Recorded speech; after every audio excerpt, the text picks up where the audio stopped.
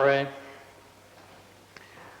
O Lord, we give thanks as legislators for the rich diversity of our history.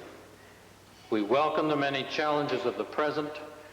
We dedicate ourselves to both the present and the future as we join in the service of Alberta and Canada. Amen.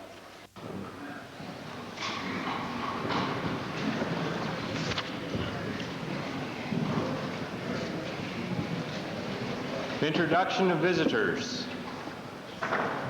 Presenting petitions. Reading and receiving petitions. Presenting reports by standing and special committees. Notices of motions. Member for Edmonton Meadowlark. Thank you, Mr. Speaker. I rise under Standing Order 30, Mr. Speaker, to provide the legislature with notice of a motion to adjourn debate owing to the urgent need for a debate on the environmental and health concerns arising from fly ash emissions in the Miller Western plant in Whitecourt. I will stand to debate the urgency of that motion after question period. Thank you. Introduction of bills. Tabling returns and reports. The member for Grand Prairie, followed by the member for Edmonton Meadowlark. Thank you, Mr. Speaker. The Northern Alberta Development Council wishes to file with the Assembly the report on the adult literacy in Northern Alberta position paper.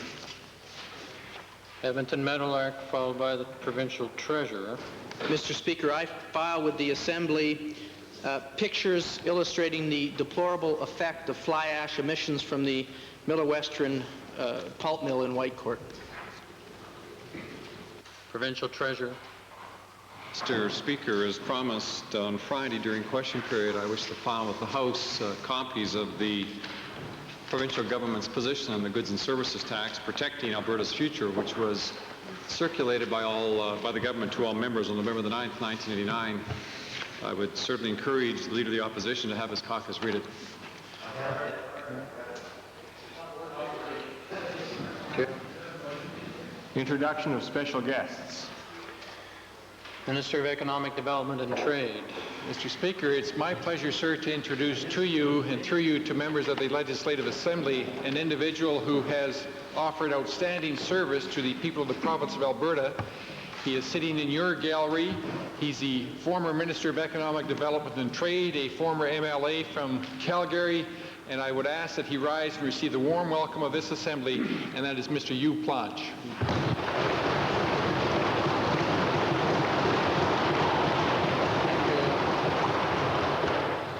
Member for Edmonton Meadowlark, followed by Edmonton Avonmore. Thank you, Mr. Speaker. Mr. Speaker, I rise to introduce to you and through you to members of the legislature Raoul Le Boutier from New Brunswick. He is accompanied today in the gallery by Michael Langtain. I would ask that the members of the Legislative Assembly welcome these two people. Provincial treasurer, Mr. Johnson, please. Edmonton Avonmore, followed by Edmonton Jasper Place. Thank you, Mr. Speaker. It is a pleasure today to introduce to you and through you to members of this legislature 42 students from J. Percy Page High School, an example of cultural diversity as it works. They are accompanied by their teachers, Mrs. Kieran and Mrs. Kendall. They are seated in the public gallery. I would ask that they now rise and receive the warm welcome of this Assembly.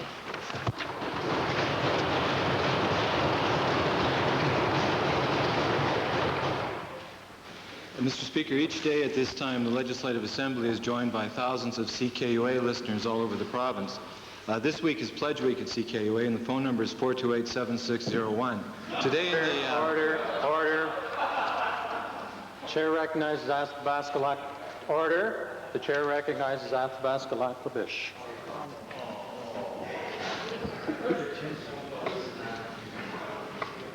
Mr. Speaker, it's my pleasure to introduce to you and through you to the members of this Legislative Assembly 39 students from the Calling Lake School. They are accompanied by their teachers, Sheila Jacobs and Sybil Simmons, and Counselor Assistant Shannon Jacobs, Teacher Assistant Rose Houle, and Bus Driver Cora McFarland. They are seated, I believe, both in the members and public galleries. I would ask them at this time to rise and receive the normal warm welcome of this assembly.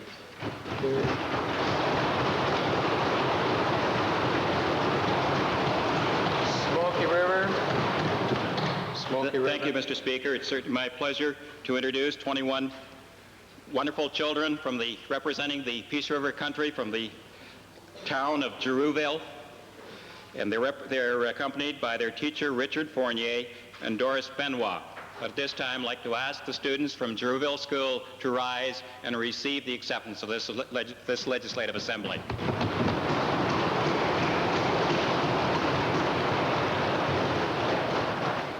Member for Edmonton Highlands. Thank you, Mr. Speaker. It's my pleasure to introduce to members of the Assembly a special guest who's here on business today. He's Richard Moses. I believe he's in the public gallery. Many people will know him as the host of two programs widely listened to in Alberta. One is called From the Classics. The other is called A Classic Example. I'd ask Mr. Moses to rise and receive the welcome of the Assembly.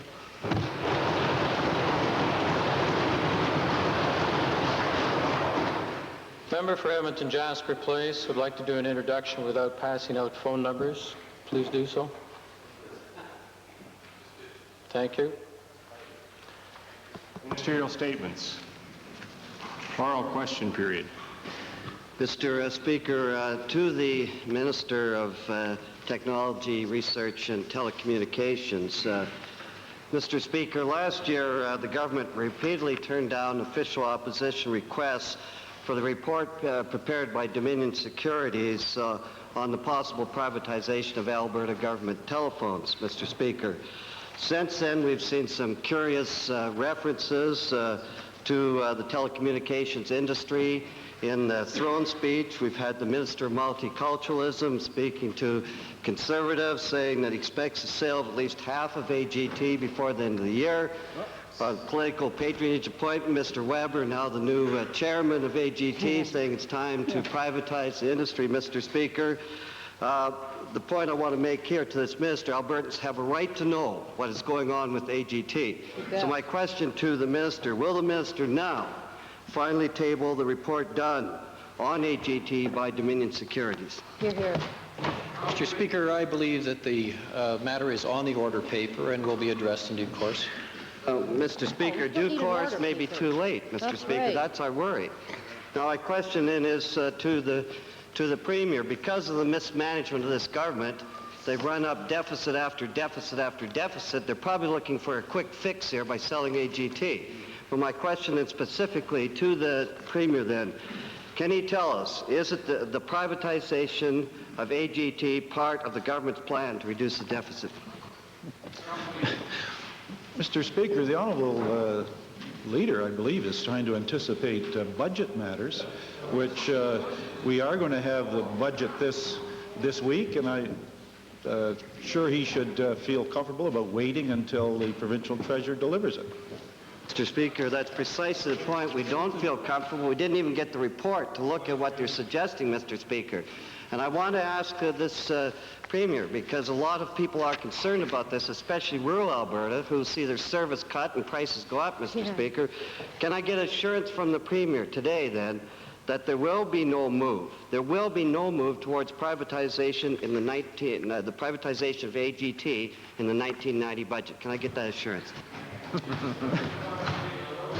Well, Mr. Speaker, as I said earlier, the honourable member shouldn't try and anticipate the budget. Ah, yeah. So it's in the budget, is it? Well, Mr. Speaker, that tells us a lot. You bet. It's the way this government operates, Mr. Speaker. Well, we'll see if we can get some answers from the treasurer, Mr. Speaker, and I appreciate that he handed out his glossy documents. I had read them, and I assure him I used them and even looked at some of the figures in my debate that he should have been at with Mr. Andre, Mr. Speaker. Hear, hear. But I want to say also that my colleague from Calgary Mountain View is in Ottawa today at the House of Commons Standing Committee fighting against the GST and part of all Albertans. Over the weekend, we had hundreds of New Democrats out going door to door fighting GST, Mr. Speaker. Now, the Treasurer tells us that he has one of the best positions possible on this in opposing the GST. I want to ask the question, other than handing out glossy pamphlets, and patting himself on the back in the legislature, what concrete action is this treasurer taking to fight the GST? Reform public opinion. Give it to him again. Mr. Speaker, let me say that I should pick up some of the themes from the question period last Friday, and I appreciate that the member from Norwood has in fact understood that public opinion is in favor of the government of Alberta's position, and that it should be, as a matter of record, on the table. And it is very important because you see, Mr. Speaker, the debate on the GST goes back some time. And at one point, the federal government was determined to divide and conquer the provinces. And during that period, Mr. Speaker, the Minister of Finance, and I suppose to some extent the Prime Minister of Canada, wanted to bring all provinces on side. They could see the particular problem with Alberta.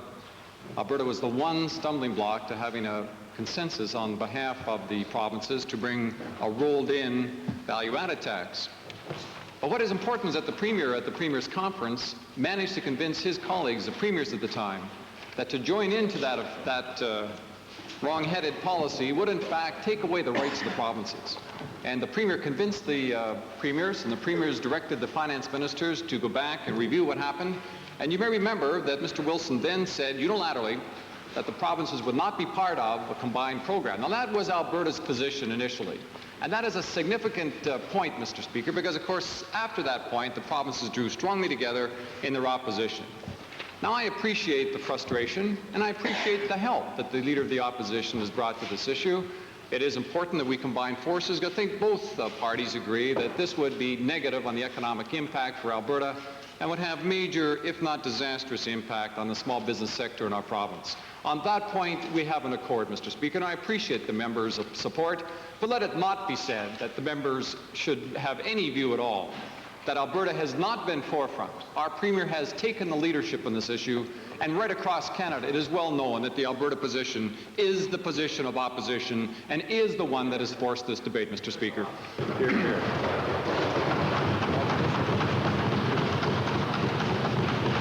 Mr. Speaker, contrary, during the federal election, I recall this member out knocking on doors for a Conservative MP. It was clear what they were going to do at that time, Mr. Speaker. Tell him to Now, vote for Mr. Scott. Speaker, Vote for the GST. my question to the Treasurer, this is a political battle and a serious one for the province. We both agree with that.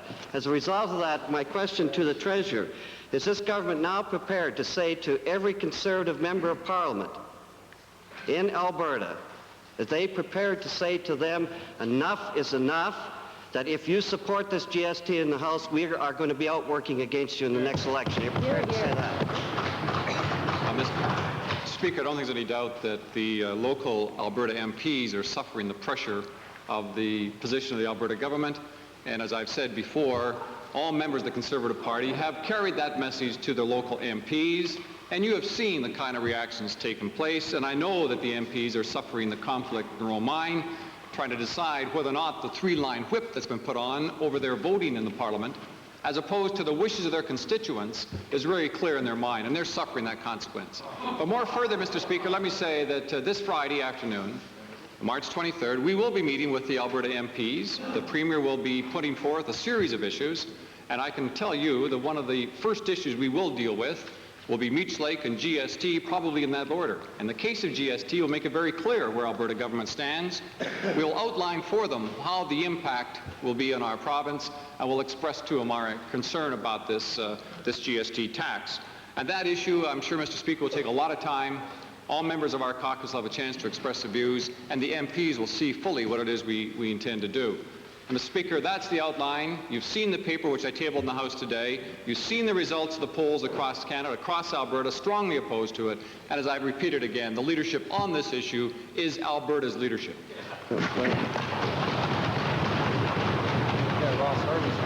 Mr. Speaker, that was a very nice speech, but avoided the answer to the question, Mr. Speaker. And I'd like to ask the Premier the question then. As the Premier of the province, as the Leader of the government, is he now prepared in the legislature to say today that any Conservative member of Parliament that supports the GST and votes for it, that his government will be out working against them in the next election? That's the political heat that we need on these guys, Mr. Speaker. Right.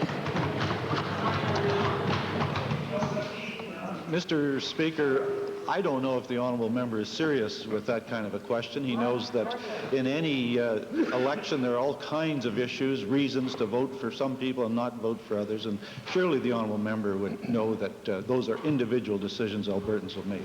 Thank you. Member for Edmonton-Glengarry, Leader of the Liberals. Thank you, Mr. Speaker. To our shame over the last 2 weeks in particular, Albertans have heard more and more from other Canadians complaining about the racial intolerance that many Albertans are involved in. Contributing to that difficulty and that problem has been the silence of the Alberta government, and particularly the Premier. Virtually all that the Premier has said on this issue is that he's happy that the federal government has finally made a decision on the Turban Mountie issue.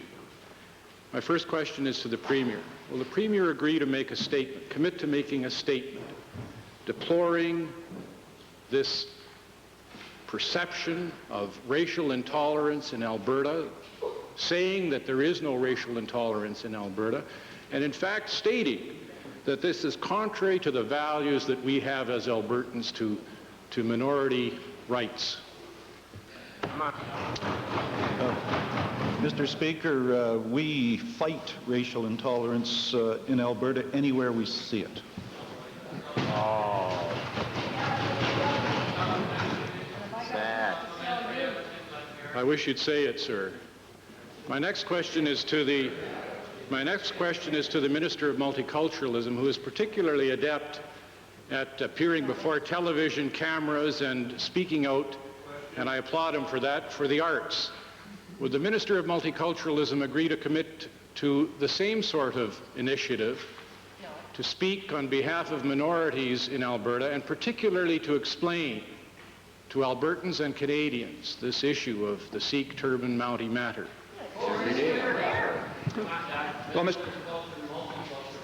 Well, thank you, Mr. Speaker. Mr. Speaker, I'm more than glad to stand up today and explain to the Leader of the Opposition, or Leader of the Liberal Party, that I am in fact the Minister responsible for multiculturalism and not necessarily for minority rights. I think multiculturalism is understood by Albertans to be a policy for everybody, for all Albertans. And if you are interested in the promotion of equality for all Albertans, then you just have to look at the things that the Alberta government's been doing over the last number of years. There's a task force on the foreign professional qualifications that is being conducted right now, aimed at encouraging fair treatment of all Albertans. We have an Institute of Multicultural Resource Development that is aimed at providing equal opportunity for all Albertans in the workplace. We have an Individual Rights Protection Act that is aimed at assuring equality for all Albertans in the workplace. And there's a federal Charter of Rights aimed at just that as well. And that has been the commitment of this government, to ensure that that happens. Now, granted, there are areas of the province where individuals have some difficulty with some of the issues that are present today.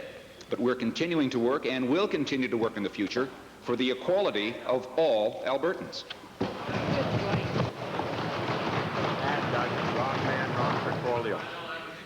My final question is to the Minister responsible for human rights. I wonder what action the Minister intends to take, what initiatives the Minister intends to take to overcome this problem of racial intolerance that seems to be growing and growing and growing in our province. Mr. Speaker, there is no question that there have been some unfortunate incidents in Alberta of, I might add, what I would view as a small number of people making outrageously and intolerable statements in this area. I would say that one thing that we can all do is wear the pin that I have on today, which is the diversity and unity pin that B'nai B'rith has put out. And I would encourage everyone else to wear that pin as well, and I have some in my office and would encourage anyone to get in touch with me. Also, one thing that the Human Rights Commission has done, and that is they have issued what we call the Nakota Declaration, or Declaration of Dignity, and they have made a very clear statement in it that we simply will not tolerate materials such as derogatory pins, calendars, and other offensive materials, and that we do believe that we are a better and stronger province when we treat each other with respect and dignity. And Mr. Speaker, I have copies of this with me and would be pleased to share them with all of the House, and indeed will file one with you today and circulate it. Those are examples of things we have done. What will we do in the future? I think we must all, every one of us as individuals, speak up when we encounter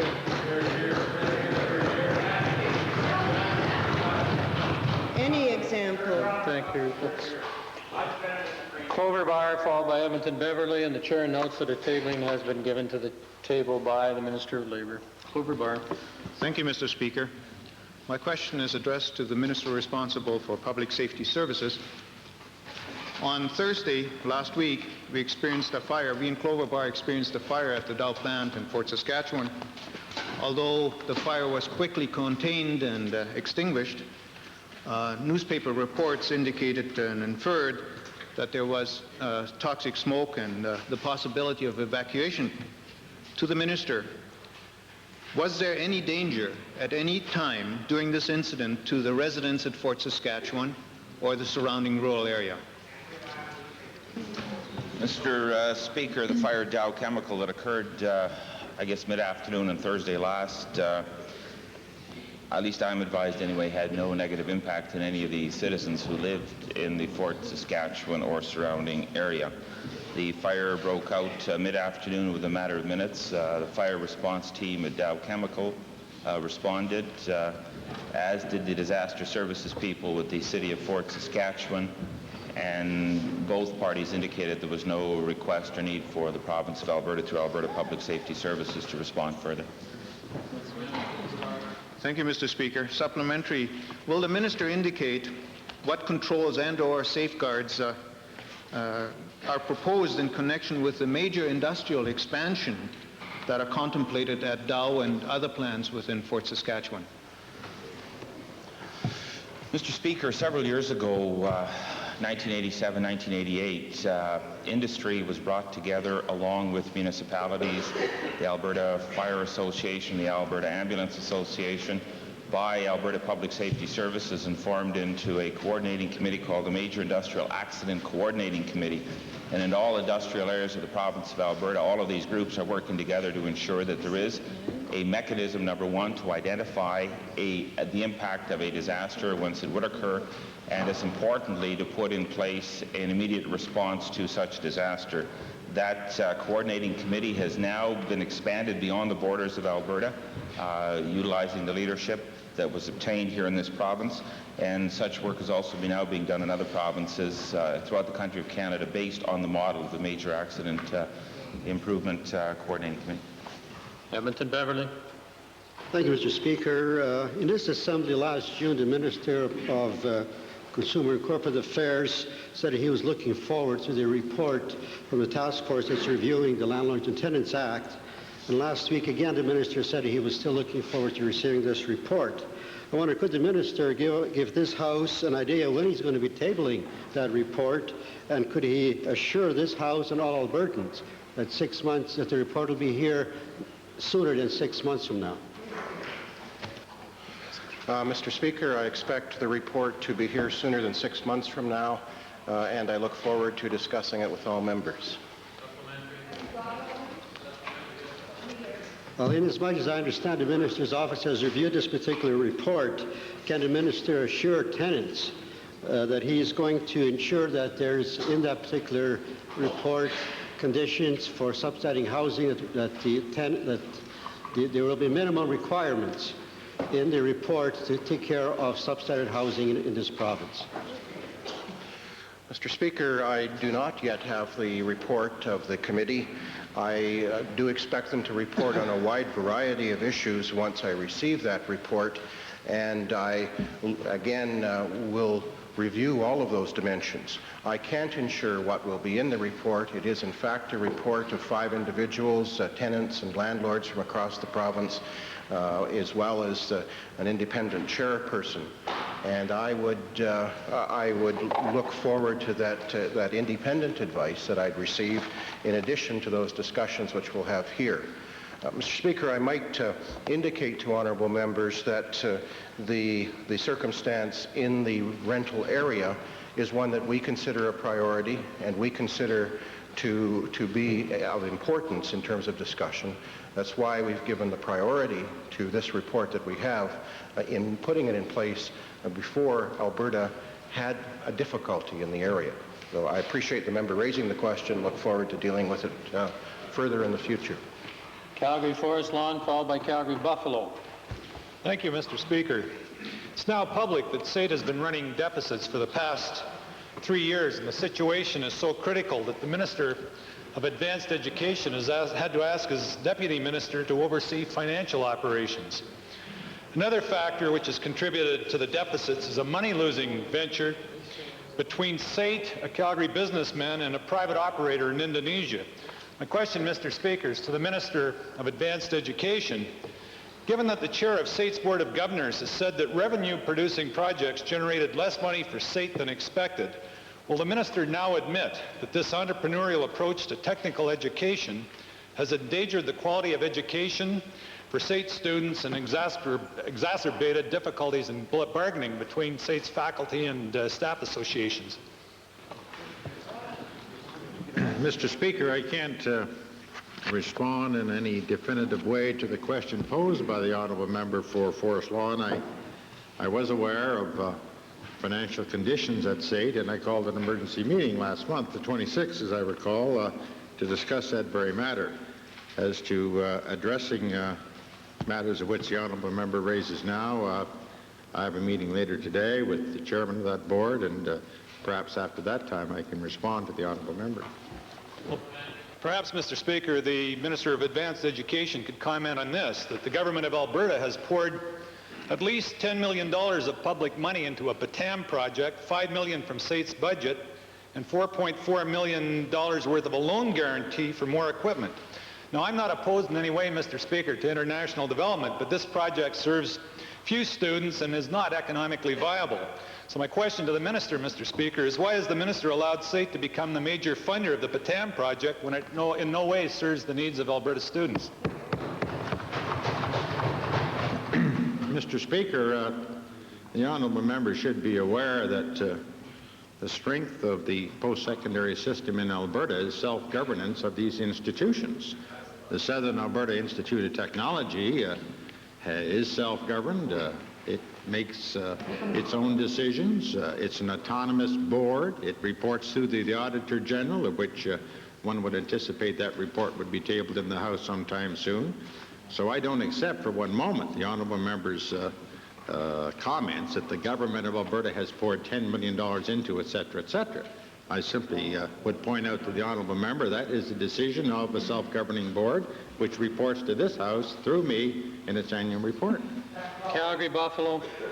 Thank you. To the first question to the Minister of Education, Mr. Speaker, recent incidents of racism in Alberta have reminded us of the need for educational initiatives to promote acceptance and understanding. Mr. Gitter's 1983 Committee on Tolerance and Understanding recommended that the Department of Education mandate programs on intercultural education and on tolerance and understanding in all of our schools. Now, notwithstanding our request since 1986, the government has absolutely refused to implement this policy so that our young people will have the information to understand each other. And I'm wondering whether the Minister of Education will tell this House why his department has not implemented Mr. Getter's recommendations to date, and will he get busy and see that it is implemented without delay? Mr. Speaker, the honourable member has not done his homework. The province of Alberta, at the recommendation of Mr. Gitter, put in place a very extensive tolerance and understanding approach to the design of our curriculum, such that every piece of material must go through a tolerance and understanding filter that's reviewed by a number of citizens, so that it in no way sends off wrong messages to our children in our schools. Mr. Speaker, I have before me a list of courses which we have, especially in social studies and language arts, where we make the very focus of what Mr. Gitter recommended and what the honourable member is raising with us, it is the focus of those courses. In grade 1, students study other Canadian families. In grade 2, students study other people in Canada, as well as people throughout the world. Grade 3, special communities. Grade 4, a comparative study with Quebec. Grade 5, Canada's linked with other countries. It goes on, Mr. Speaker, through grade 7, 8, 9, 10, 11, and 12, such that, Mr. Speaker, in social studies alone, our children are exposed to the breadth and diversity, not just of Alberta, not just of Canada, but the entire world. Very impressive. Well, those who follow this issue, Mr. Speaker, realize that there is no concerted program in this regard, and it's left to individual school boards. And look at what Calgary School Board's doing, if you want an example.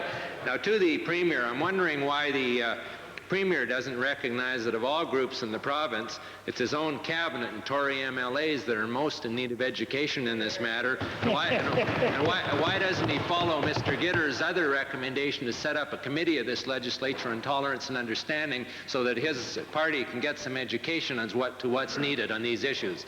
Hello. Mr. Speaker, the Minister of Education has dealt with this matter. Member for Red Deer North. Red Deer North. Thank you, Mr. Speaker. My question today is to the Minister of Advanced Education. The Minister is well aware of the ongoing requests from constituents all over central Alberta regarding the degree granting status of Red Deer College. And recent reductions in federal transfer payments we know are going to be affecting education in the province, or education funding. Has the Minister yet assessed whether this projected lack of funding or lessening of funding is going to have a negative impact on Red Deer College's request in the line of degree granting status? Mr. Speaker, there's been several colleges indicate an interest in having the ability to grant degrees in the post-secondary system, not the least of which is Red Deer College, the Alberta College of Art. I have asked all the stakeholders in the system, Mr. Speaker, that is all those in the post-secondary system, what impact that may have on they themselves and others, and what their thoughts would be as to colleges granting degrees.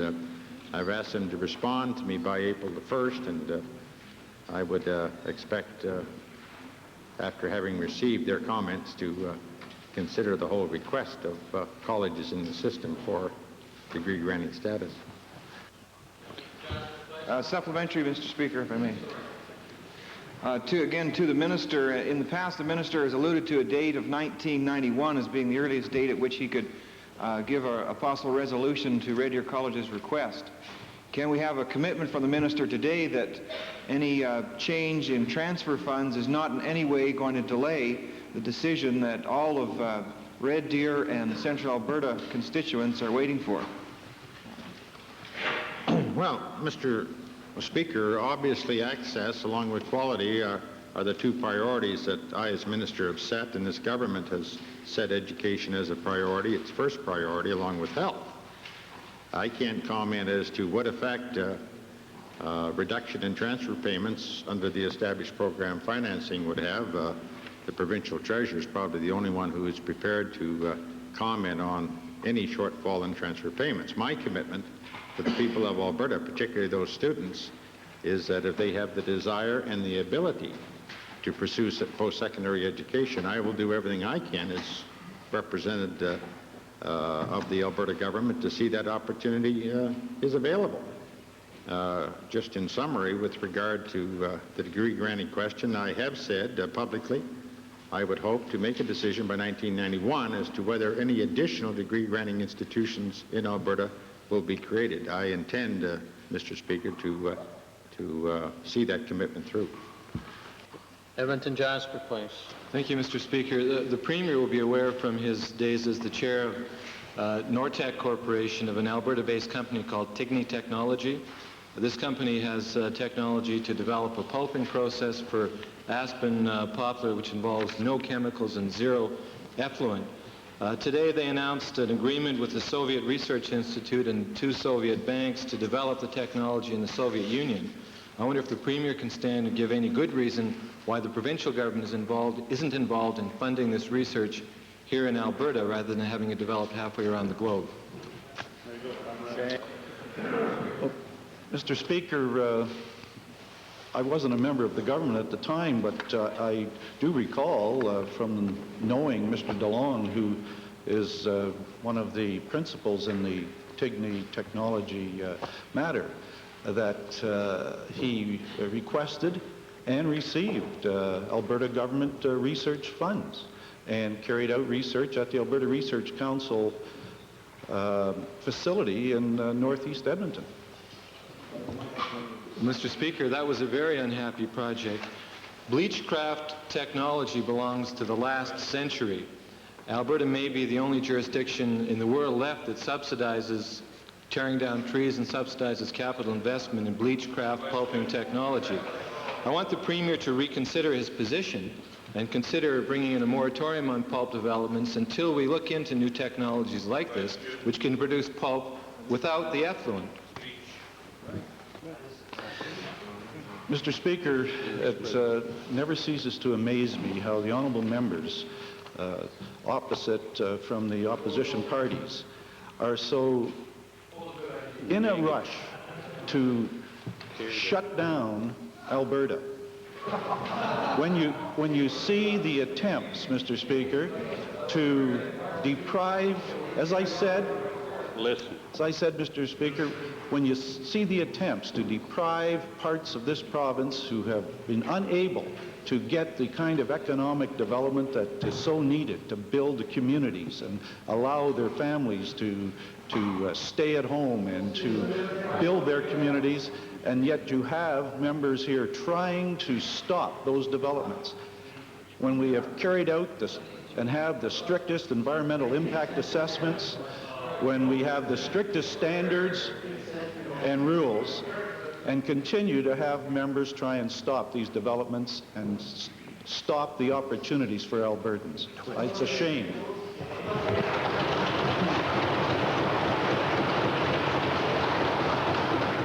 Westlock Sturgeon. Thank you, Mr. Speaker. My question is to the Minister of Agriculture.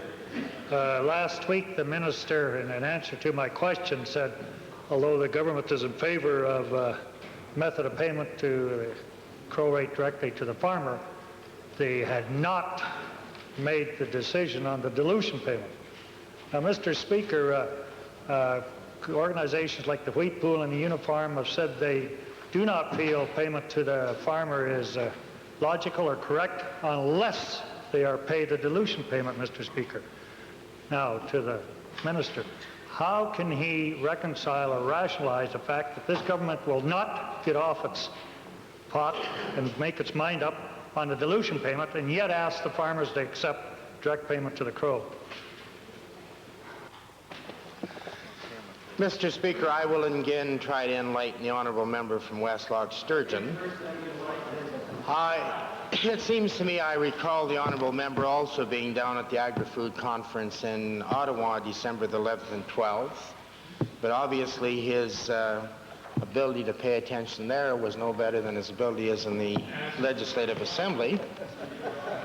As I indicated the other day, the first position and the preferred position of the Alberta government has always been to pay the crow benefit to the producer throughout Western Canada. In order to work toward that goal, we came out with the Crow Benefit Offset Program, which has worked extremely well, much to the chagrin of the opposition in this legislature.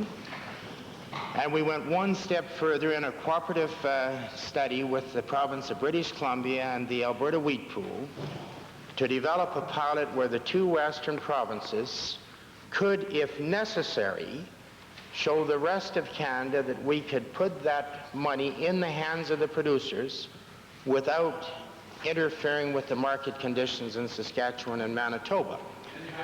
That's the so-called Alberta, British Columbia Wheat Pool pilot.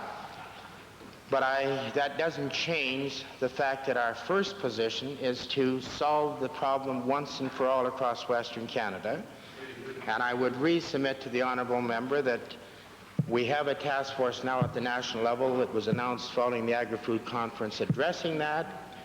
If that task force comes out with the right recommendations and across Canada we have the political will to implement them, we don't have to worry about implementing a pilot project.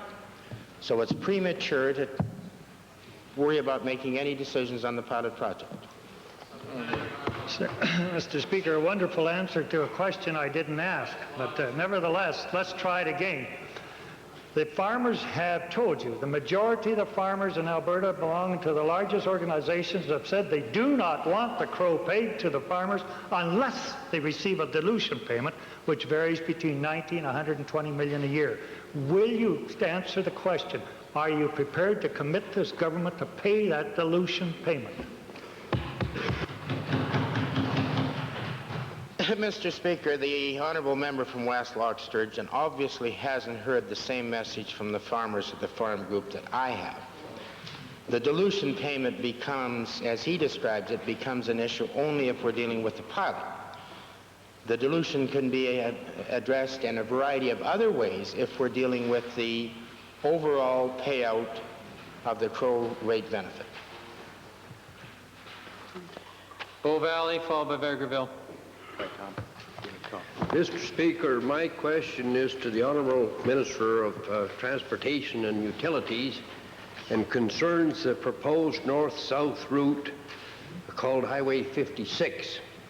Now, Mr. Speaker, in answer to a question recently in the House, the minister said that they would probably bypass the Blackfoot Reserve with the north-south route. And the concern that I hear from my constituents is this going to defeat the reason for having Highway 56. So my question would be, how many kilometers would be added to that route by bypassing the Blackfoot Reserve? Well, Mr. Speaker, number one, at this point in time I can't identify the mileage or the kilometers, primarily because the process of identifying either the alternative right-of-way or a number of alternatives around the reserve should we choose to go that way. Supplementary question, Mr. Speaker. I keep hearing from my constituents about where the road is going to go. Now, the minister has just stated that there's a lot of alternatives, but I'm wondering if he has alerted the landowners in that area, or has the department made any financial suggestions with them as to what the land would be worth? Well, not at this point, Mr. Speaker. I think it's important that first we identify the alternative or the number of alternatives that would be utilized if we choose to go around the reserve. That's still not out of the question at this point. And if we do get to that particular point, I can assure the honourable member that we'll be in touch with the landowners, the municipalities, and any others that would be touched. Vegreville. Thank you, Mr. Speaker. Last Thursday, you could almost feel the breeze from the collective sigh of relief breathed by farmers around the province, who were assured by the Minister of Agriculture that in spite of his own department's predictions of a 54% decline in net farm income, and it's your document, Mr. Minister, you should read it from time to time, making the projection for 1990 in real terms, and I quote, lower than any time since the 1930s. They were assured that in spite of all that everything is A-OK in the countryside, everything's coming up roses, and that the producers are very enthused and looking forward to spring. Mr. Speaker, talk is cheap. It's action that counts, and I'd like the minister to tell us here and now what plans he has to take direct action on the cash flow problems being faced by producers in this province before spring planting. Mr. Speaker, the honourable member is talking two different issues. Number one, he's talking about how bad the projected cash flow is out there in the future. And number two, he's suddenly talking about a cash flow situation prior to spring seeding. Mr. Speaker, I have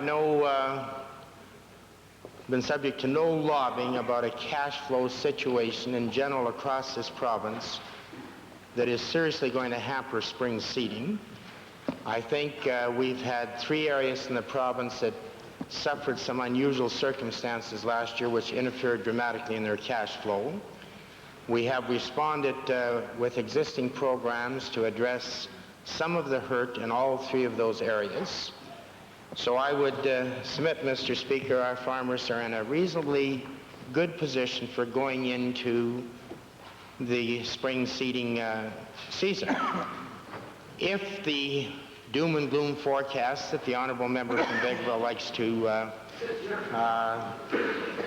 perpetuate materialize, there may be some cash flow problems in an upcoming year.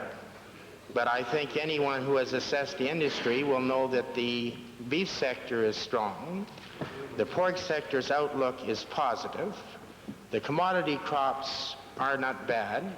The real problem areas is the producer of cereal grains, and that is caused by some world trade wars that are a little bit beyond our control. The minister should really have a talk with those doom and gloom bureaucrats in his department, Mr. Speaker. But farmers have legitimate concerns, and he's got to do more than just encourage them to sing choruses of "Don't worry, be happy." And I'd like to ask him a specific question relating to his neighbor Grant Devine, the premier who's bankrupted Saskatchewan. He's been lobbying the federal government to help save his bacon in the upcoming provincial election there, encouraging them to provide some assistance for producers in that province. And I'd like to ask the Minister of Agriculture if he has any plans to join with Mr. Devine at the upcoming meeting of Ministers of Agriculture to lobby the federal government for some assistance for farmers this year. Mr. Speaker, I think if the honourable member were to review Hansard of last week when I responded to that question, he will find the areas that I indicated the federal government may have some responsibility to move with respect to the agricultural industry. He will also find where I acknowledge the rather unique and different circumstances that Saskatchewan is facing for 2 very basic reasons. Number 1, the ongoing drought, what they've experienced on a broader sense than we have, and number 2, the failure over the years to diversify their agricultural industry. Edmonton Highlands, followed by Edmonton Whitemud. Thank you, Mr. Speaker. A few weeks ago, a report commissioned by ADAC, the Alberta Alcohol and Drug Abuse Commission, was made public, the research of which indicated that up to 500 inner-city residents are known to be consuming Lysol as a liquor substitute. It's a cheap alternative, but it's also dangerous. In other words, some people die. Now, I know that in the inner city, Mr. Speaker, there are also stores that stock cases of Lysol. They keep it behind the counter in order to conform to the Public Health Act, but they have cases, Mr. Speaker, and they're selling it, I think, knowingly to people who are going to abuse it. So I'd like to ask, first of all, the Solicitor General if he has any plans or will agree now to amending the Liquor Control Act to make it, first of all, enforceable, which it currently is just barely, and secondly, to make the fines so stiff that they will constitute a deterrent to shopkeepers from selling Lysol as a liquor substitute. Thank you for the question. We in government are painfully aware of the abuse and what is occurring to the health of the citizens in the inner city in this area. Unfortunately, it is not confined to the inner city, Mr. Speaker, and we are in conjunction and together with the Department of Health looking into this. We feel that there may be some degree of legitimacy in the Alberta Liquor Control Board possibly looking and dealing it only with those matters that are in fact liquor related. And it may be a better idea if the Public Health Act in fact faced all other substances that while they do have alcohol in them are not in fact liquor. And I would ask supplementary by the Minister of Health on this. I don't think there's much I can add, Mr. Speaker, other than to say that certainly the Solicitor Generals and the Department of Health are looking very carefully at the issue. I met about 10 days ago with several involved in the concern that's been expressed through the Boyle-Macaulay Health Centre Certainly, I personally got a better understanding of the issue in the inner city, and between the Solicitor General's Department and the Health Department legislation, we will hopefully come up with the appropriate solution. Thank you, Mr. Speaker, and thank you to the ministers. I look forward to an enforceability clause that really will work. My supplementary question would be to the Minister of Consumer and Corporate Affairs, who probably is also aware that more than 1,600 cans were picked up in a sweep of Lysol identification just a few months ago in the inner city. And my question to the minister is this: is he prepared to, I guess, put government weight behind a request that has a lot of popular support at the constituency level to lobbying Sterling Products, the manufacturer of Lysol, to reduce the alcohol content of Lysol, which is currently at 67%, or get them to at least find a substitute, as have other manufacturers? Mr. Speaker, I would agree with my colleagues, the Minister of Health and the Solicitor General, that this is an important issue. Would be happy to assist in any way that our department can. However, the establishment of standards and content is federal jurisdiction. I'm pleased to assist in any way that we possibly can. Edmonton Whiteman. Thank you, Mr. Speaker.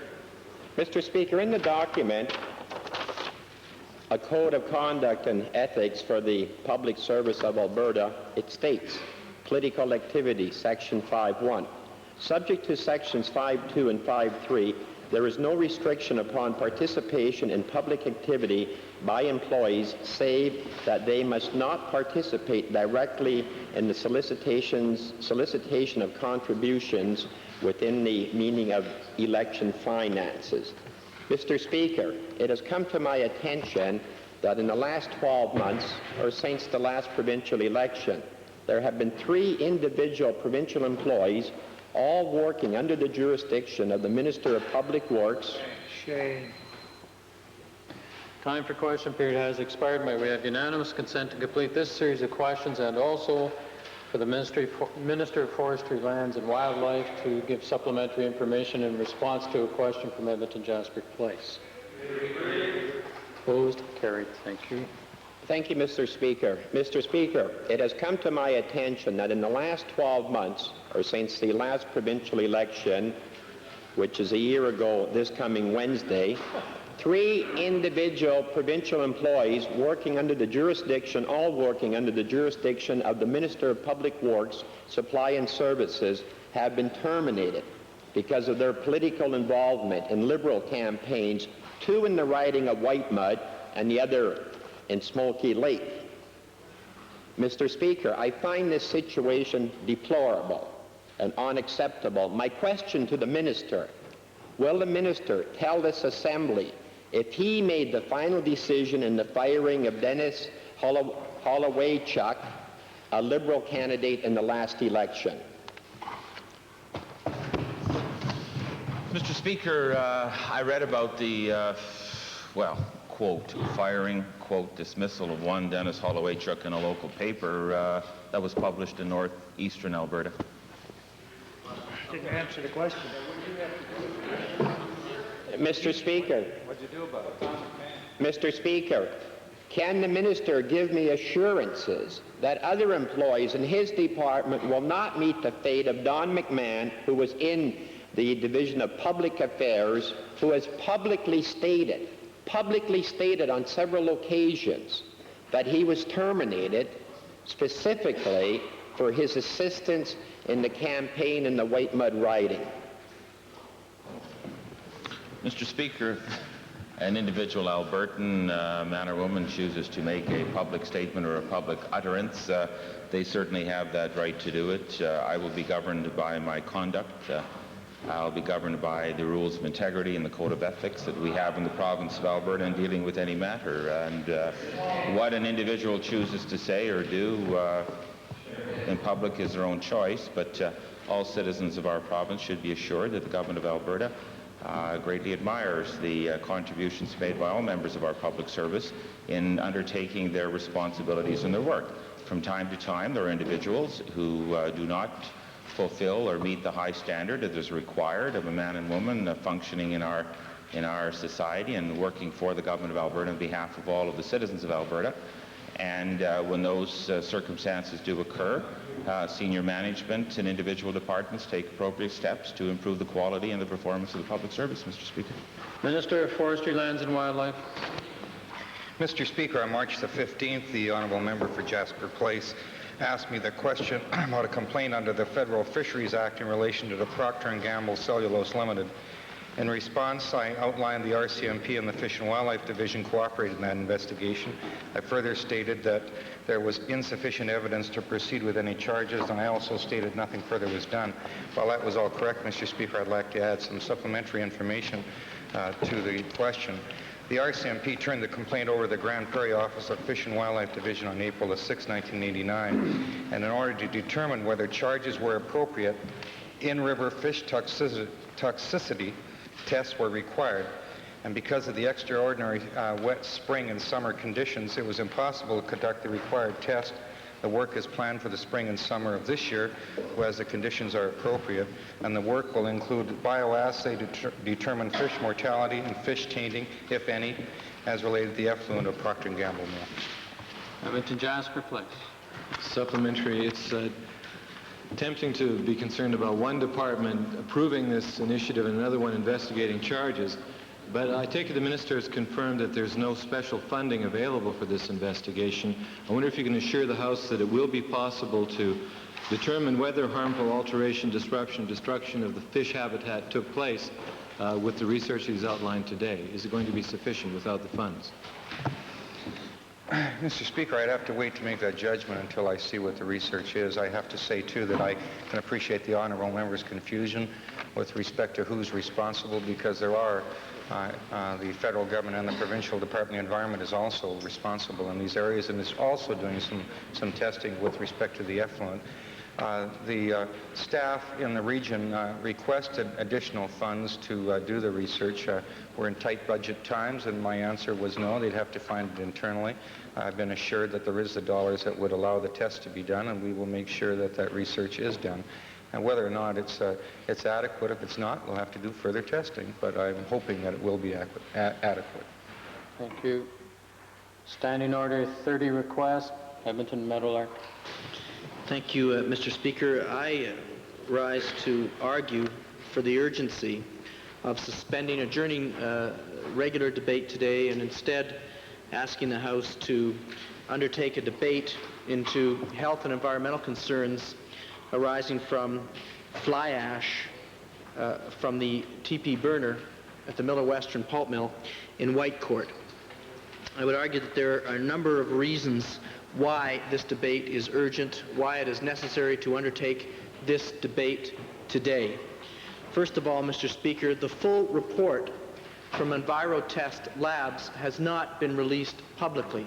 What we have learned is that soil in the area is toxic, at the very least, to young children. What we haven't learned is what is the nature of chemicals involved. There are suggestions, of course, in this kind of burning that dioxins and furans would be emitted, as well as traces of certain kinds of metals such as lead and mercury.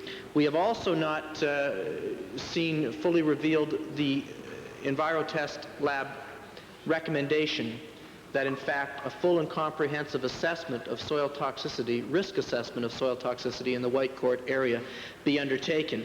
Clearly, we are not working with full information. The residents of Whitecourt are not working with full information, and therefore they cannot assess their risk, and the government cannot assess the risk on their behalf and take mitigative measures as might be required. Secondly, Mr. Speaker, I am concerned that the TP burner continues to operate. While they have said that the burner will be moved, that announcement was made on March the 2nd. As recently as last Friday evening, burning was still being undertaken in that TP burner, which is in very, very close proximity to Whitecourt, in the valley where much of the Whitecourt residents exist. It is also the suggestion, or a certain concern, that much of the burning is done at night, with the possibility that this is being done, in fact, to mask the broad implications of the burning, the magnitude of the problem that could be confronting workers and people, residents of Whitecourt.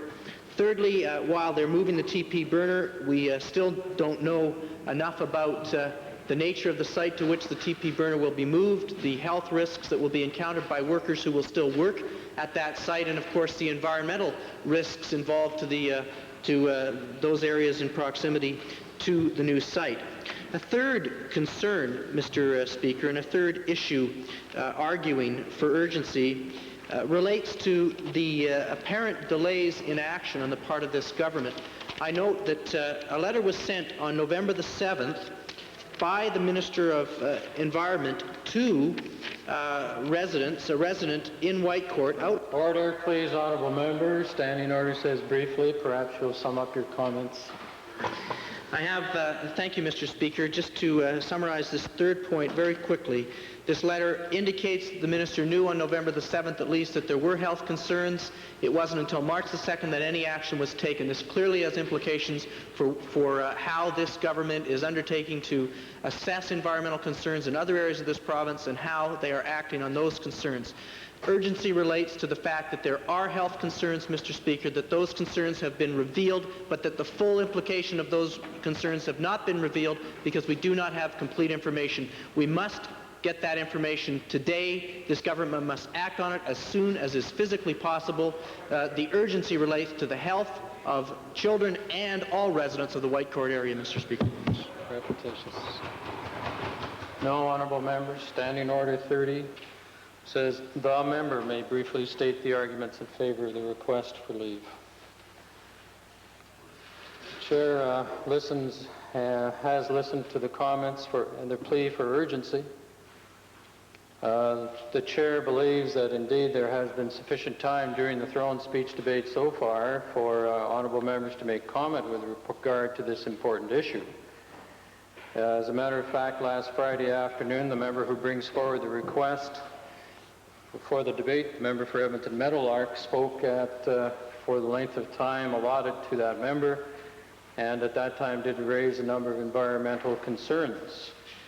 The honourable member for Edmonton Meadowlark also gave notice on Friday last, and it has now been published in Votes and Proceedings. The written question number 193 with 7 subsections relates to this particular issue, and that will be dealt with in due course with regard to as the House works its way through the order paper. There is ample opportunity through throne speech debate, which would take place later this afternoon, and the chair understands that the House will be sitting tomorrow night in all likelihood to deal further with throne speech debate, and therefore that would give additional opportunity for members to discuss this issue as well as others. And so it is in this regard that under Standing Order 30, subsection 2, while the matter is an important issue, in the opinion of the chair, it fails the test of urgency, and therefore the request for leave is not in order. The chair has received notification, point of order, Edmonton Centre, with respect to the Minister of Health. Thank you, Mr. Speaker. Under the provisions of Beauchesne 495(2) and 7, with respect to public documents and letters, I just draw your attention to a comment by the Minister of Health last week when she referred to, she'd written to the Minister of National Health and Welfare and told him of the province of Alberta would do everything they can with respect to immunization levels and impelled them to take note of level of immunization on that reserve. I'm just wondering, under the provisions of this standing order, whether the minister would be, in fact, not to injure the public, but in fact to improve the health of the public, might table or file that letter in the Assembly. Minister of Health. Mr. Speaker, I would take the direction from the chair, because I would certainly want to check with the person to whom I wrote the letter before tabling it in this House, and I'd like to have a chance to check the blues before making that commitment. That's right. Thank you. The honourable members will both check the blues. House will be receive notification after there's been consultation between the two members and the chair. Thank you. Orders of the day. Consideration of Her Honor the Lieutenant Governor's speech. Adjourned debate. Mr. Fisher.